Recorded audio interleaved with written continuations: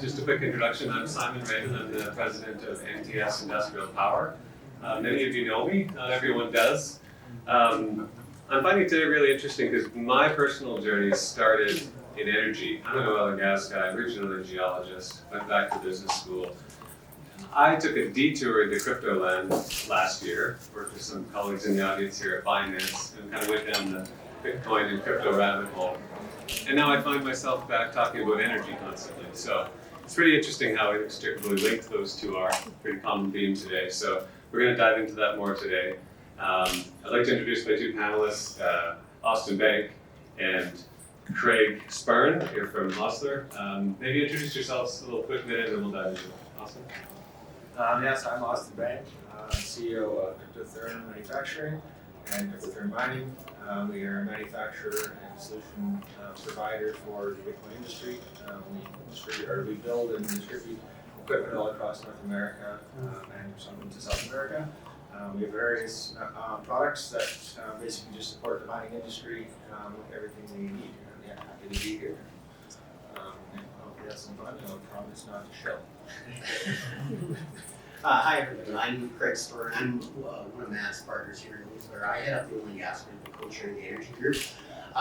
So my space is in oil and gas as well, like Simon has historically would have done. So I've worked a lot in transactions and commercial agreements and projects and things of that nature. A lot of the paper, a lot of the commercial arrangements, joint ventures that can be important and fundamental to actually executing on your projects on the ground here. So I have sort of that 10,000 view flip of view of your business. I have sat on the board of one Bitcoin miner and I've had a few clients in the space, and so it's something really interesting to me. I don't have the expertise of a lot of the people in this room. Mine is clearly in the commercial legal side, but it's very interesting. So far, I feel like I've learned a ton from the other panelists, and today's been a great day.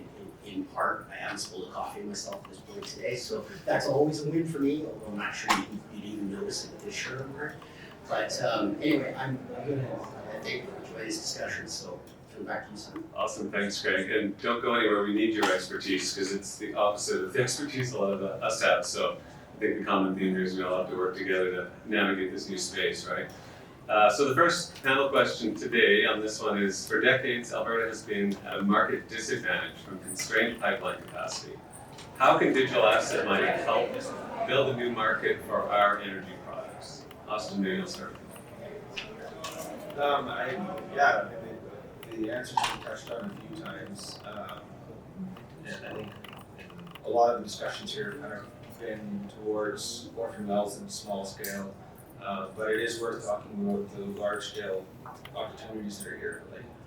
When we have a pipeline infrastructure we can't build, there is opportunity to do large-scale mega projects. There's obviously a lot of hurdles around that, but I think one of my 10-year or 20-year goals is to see a community or an industrial community or an industrial complex built that is a power plant in the middle. With industry businesses around that, Bitcoin mining, other manufacturing, other industries that are sharing basically the economic fruit of Alberta. And that's power, that's heat, that's great mines, that's technology, that's software. And if we build a complex and share that, we're piping heat underground, that's from the power plant, that's from the gas that we have, and basically sharing in resources and all benefiting off resources. That's something that we can and should be doing. And that will basically completely fall in the face of all the pipelines and all the grain downstream trying to push us down. We're like, hey, well, how do we reuse our energy 3 times and get 3 carbon credits and go do something fun with it instead of just being squished down? So I think there's a tremendous amount of opportunity, and there's a tremendous amount of really amazing minds and people here that just know how to get things done. And here in Alberta, we want to just get things done. I love that. So if we can't build more pipelines, let's use the energy here in the province in more efficient ways. Okay, what do you think? Yeah, no, I love it, and I really like Jamie's phraseology, like to say that we're digitizing energy, and that's really what we're doing, and that's what's amazing about this. And it's so obvious on the face of it, right? What we're doing is we're basically displacing the need to transport natural gas to market. And that sounds wonderful.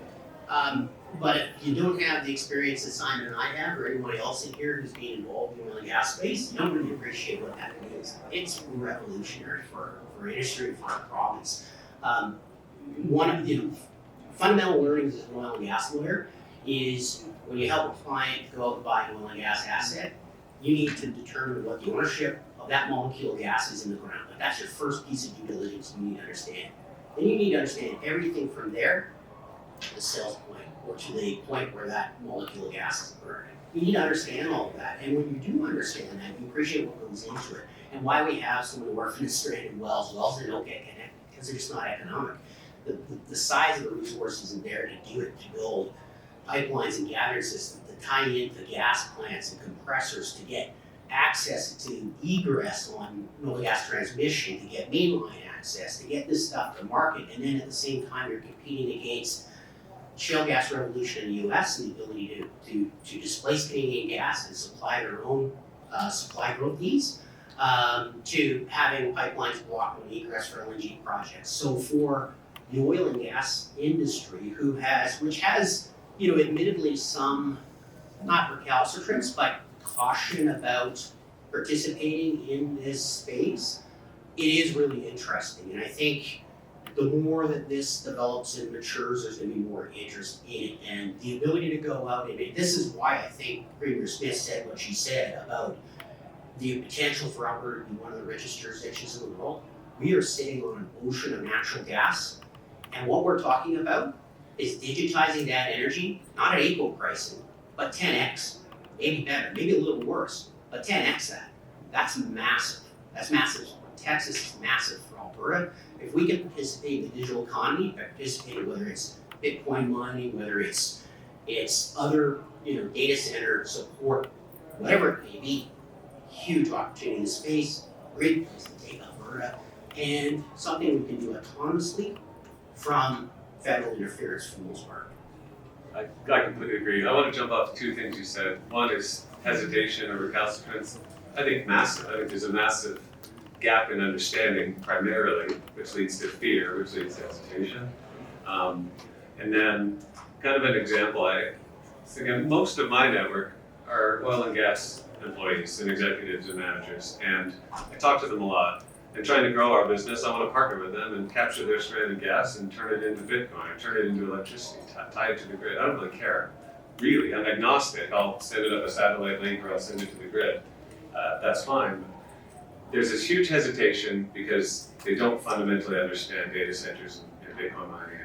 I use this analogy. I asked them, if I could give you a magic box that I could strap to your wellhead, and we did some analysis on this. Gas is, call it $2, maybe we're at $2.50 a day.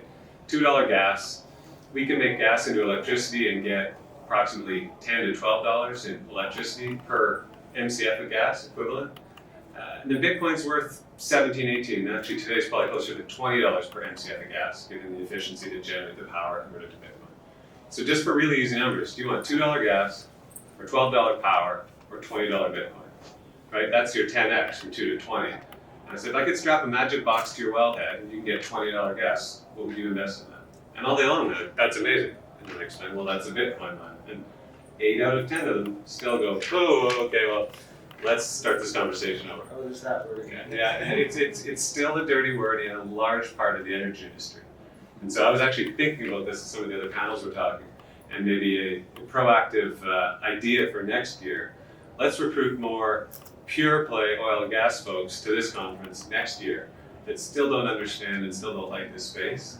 Because those are the hearts and minds I think we need to win, and we want broad scale. Like the top CEOs on the gas producer side should be in this room, understanding and getting more involved on the digitization of their energy. Because I think it's 10% of that group of people and companies that really even get this so far. It's kind of my thought. Okay, let's jump to the next one. All these really segue from each other. Mining on stranded flare vent gas that would otherwise result in emissions could have significant environmental benefit. What do you think are the biggest challenges to implementing these projects, like scalability? How can mining firms overcome them? So maybe Craig, I'll let you start with this. Sure. Well, I think there's a few challenges, and one you've already touched on is convincing industry that they should be part of this. And there's sort of high level assumptions, beliefs that we need to break down and work through and get people to understand and appreciate. And then there's sort of more specific ones. And so, one of the examples that we've referred to in questions in the conference are sort of the vented flared gas capture. And that's a big problem for those producers who have those operations. I mean, this is not something that anyone wants to see. One, it's a waste of resource, and two, it's not good for the environment. And so, and it is just so. It's taxed. Well, it's costly. Heavily. It's heavily taxed. It's costly. It's it's something that you've got to if you're a public company, you've got to make public disclosures around. Like, it's got a lot of hair on it. So that's great if you're a Bitcoin miner and you come along and you go, hey, how about we capture that gas for you, and we're going to put a power gen on your site, and we're going to mine Bitcoin and all of that. And that, if I'm that producer in that moment, I like that, but I don't know how long you're going to be there. I mean, part of the advantages of these operations is they're mobile and scalable and modular, and you can move them and this and that. And we go through another Bitcoin winter, you probably want to shut it off. Do you think it's just fundamental economics, or do you think it's counterpart risk? Like, will this outfit still be in business next year? I think it's both, but the concern I have is more operational. Like, if my solution works today because you're doing your part and taking my gas, that's great. But the moment you shut down or flake otherwise, right, because the economics aren't there, I then got to start flaring and venting again, which is just really bad. You know that the regulations on that are only going to get worse. And there's probably grandfathering incentivization to transition off of that, into not.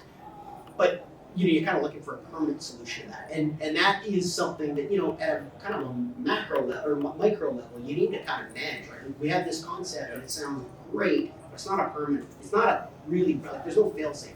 What are your thoughts, being in the legal profession and thinking about contracts? What about the way these agreements are structured? One thing we approach, I look at every deal, we talked about this a lot, Austin, around, it's got to be a win-win, right? It's got to be mutually beneficial, or this partnership isn't sustainable. That I win when you're taking my gas, or you win when you're making electricity. It doesn't really work. It might work for a month or a year. But I like to look at these things like, okay, well, if you like the revenue on the Bitcoin side, then you can own a piece of it. If you want an option after the first year, because you want to get comfortable with this, and then after a year we can revisit the contract and you can share in the upside on this.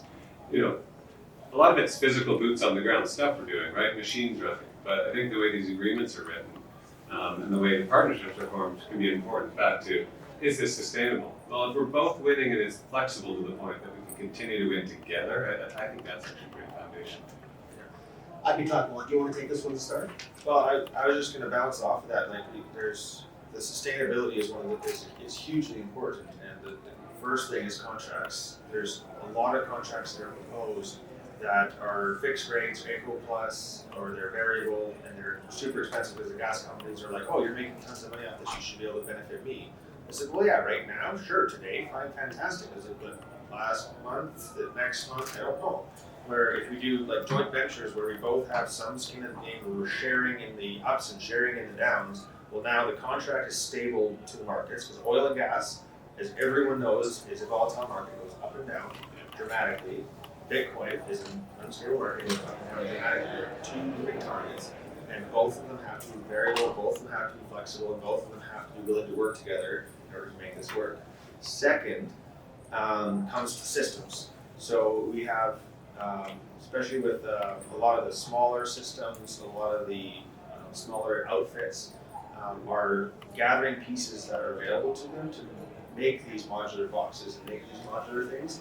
And there's not really a lot of good options for good, sustainable, high uptime, easy to operate systems out there. So we as an industry need to get together and build better magic boxes. That's what I want. Right, Richard, what I constantly tell you. I want a turnkey modular system. I can just check this box and buy 20 of them. Yeah, and like if you look at traditional oil and gas, when we're operating on the sites, the policies that we have in place, the safety procedures, the equipment that has to be on our equipment, and just like the level of perfection that we have to strive to in everything we do on oil and gas is very, very different than what most of the Bitcoiners come to the table with. They come together with hodgepodge things with no safety sensors, no remote controls, no fire suppression systems, just nothing. It's just a bunch of cable and stuff. And the oil and gas operators just show up and they go, oh dear God, like, yeah,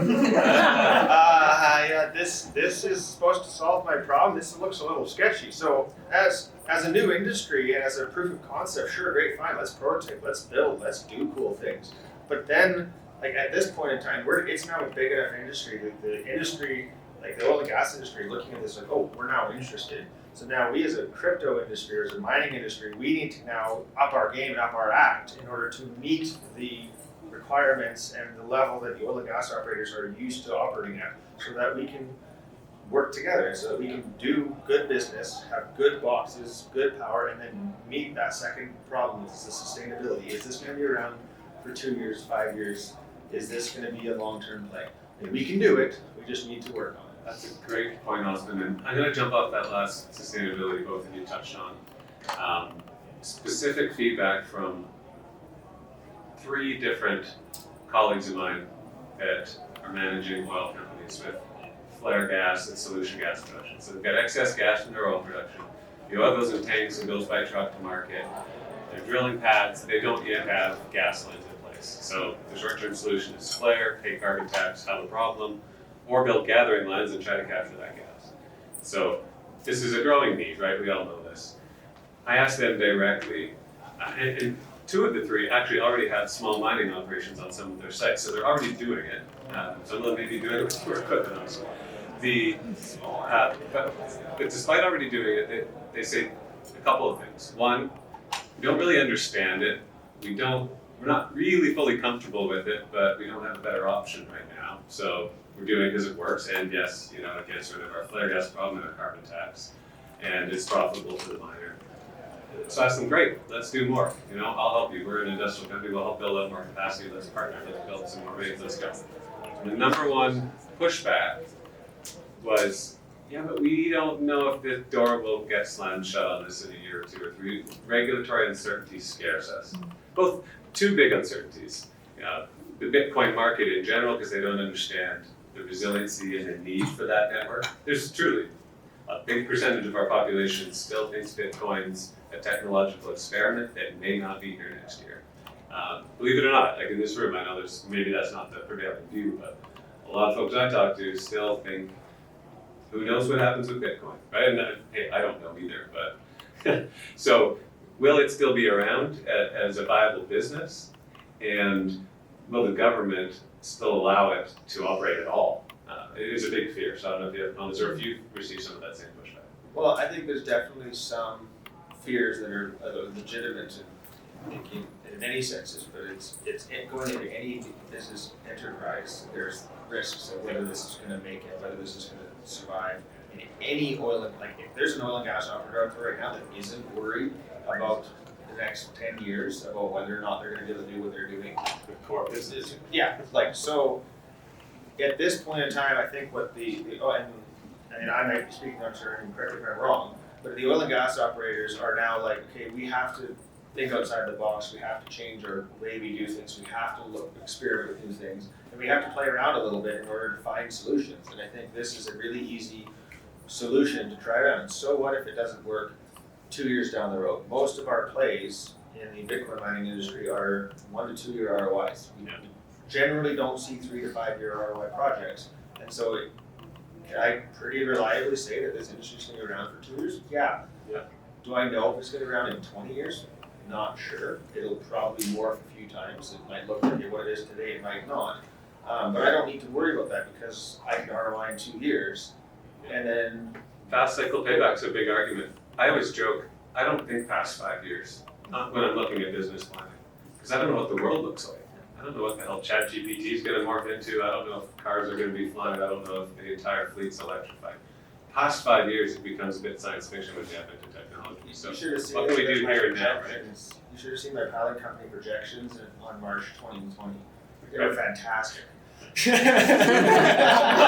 pro forma. That was gonna make a lot of money.